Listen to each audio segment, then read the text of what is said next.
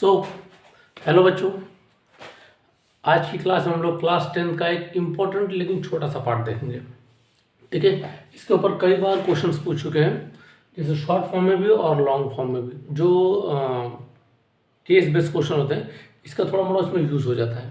ठीक है, तो इसको आज हम लोग छोटे से पार्ट में समझते हैं। ऑक्सीडेशन जनरली हम लोग किसका देखेंगे? अल्कोहल्स का। ठीक है, तो देखो अल्कोहल्स को अगर हम लोग ले रहे हैं तो मैं क्या लूँ, चलो एथेनॉल ले लेता हूँ। तो यहाँ पहले ऑक्सीडेशन हम समझते क्या है। ये होता है एडिशन ऑफ ऑक्सीजन, ठीक है, या फिर रिमूवल ऑफ हाइड्रोजन। ठीक है, यहाँ पर उसको ले दे रहा हूँ। दूसरा क्या है?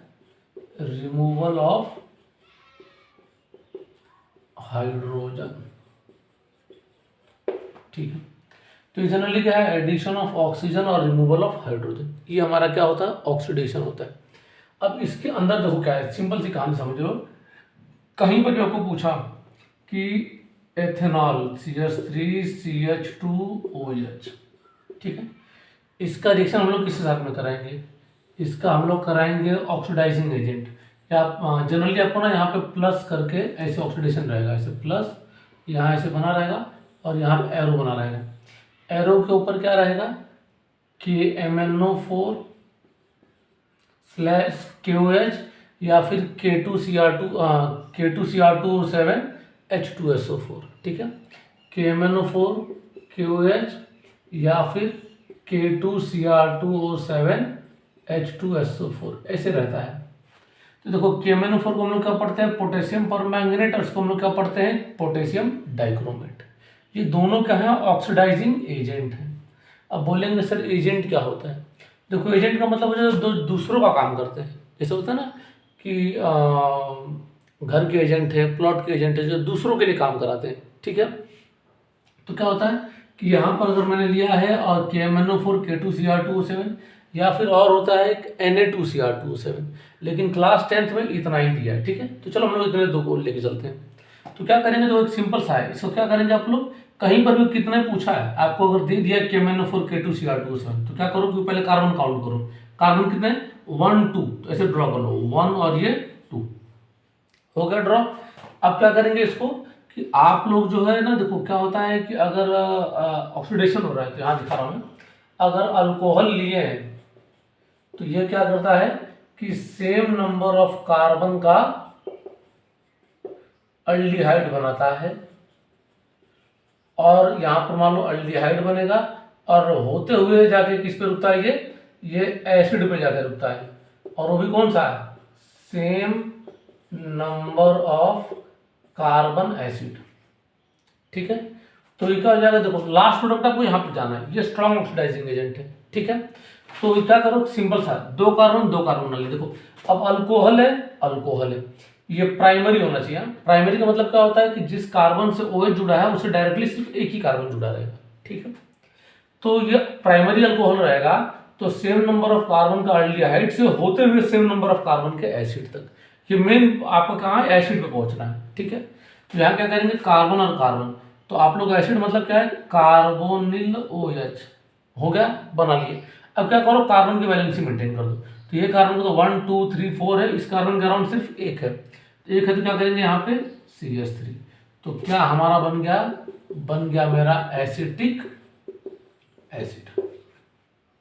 ठीक है, ठीक है ना।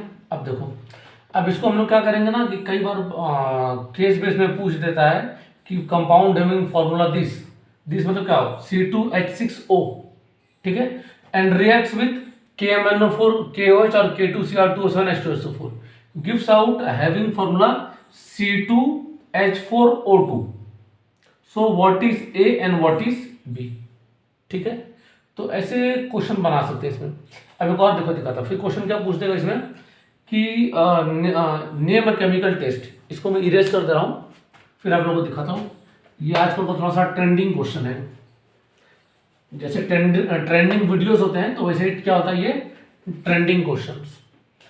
तो क्या होते हैं? देखो जैसे ले लिए CH3 CH2OH हो गया, और आपको बोल दिया है कि ये और acetic acid CH3 carbonyl OH। ये ध्यान रखना, इसको हम लोग क्या पढ़ते हैं, कॉमन नेम है इसका एसिटिक एसिड, और IUPAC होता है एथेनोइक एसिड। इसको हम लोग क्या पढ़ते हैं, एथेनॉल। ठीक है। अब बोलेगा कि give a chemical test to distinguish between the following pair of compound. तो उसको फॉलोइंग पेयर ऑफ कंपाउंड से लिख रहा हूँ, आप समझ लेंगे। ठीक है। तो एक बार ध्यान रखना, अगर ऐसा कुछ पूछा तो आपको ध्यान रखना क्या होता है, आंसर में आपके रहेगा NaHCO3, सोडियम बाइकार्बोनेट इसको बोलते हैं, बेकिंग सोडा बोलते हैं। ठीक है। तो बेकिंग सोडा को अगर आपने क्या किया, एक टेस्ट ट्यूब में एथेनॉल ले लिया है और बेकिंग सोडा उसमें डालेंगे तो वहां पर क्या होगा, नो रिएक्शन होगा। यहाँ लिख रहा हूँ क्या, CH3 कोई भी अल्कोहल और प्लस NaHCO3, ये क्या करेगा, नो रिएक्शन, कुछ देगा ही नहीं। ठीक है। लेकिन जैसे ही हम लोग किसके साथ कराएंगे, एसिटिक एसिड को अगर कराएंगे NaHCO3 के साथ में, ठीक है, तो ये क्या देगा, यह आपको फॉर्म करेगा CH3COONA और प्लस वाटर और प्लस कार्बन डाइऑक्साइड गैस। ये ध्यान रखना क्या रिलीज होता है उसमें, CO2 गैस रिलीज होता है। ठीक है, जो बबल्स के फॉर्म में निकलते हैं। ठीक है, यहाँ कुछ नहीं निकलेगा। तो इस बेस पर आप लोग डिसाइड कर लेंगे, जिस टेस्ट ट्यूब में गैस निकलेगी CO2, तो मतलब उस टेस्ट ट्यूब में क्या है, एसिटिक एसिड, और जिसमें नहीं निकलेगा उसमें क्या है, एथेनॉल। इसको मैं ना प्रैक्टिकली भी आपको करके दिखा दूंगा लैब में। ठीक है। तो ये छोटा सा पार्ट था ऑक्सीडेशन की बेसिस पर, एक इसमें और एक ईस्टर में, दोनों में से एक क्वेश्चन श्योर आता है बोर्ड में। ठीक है।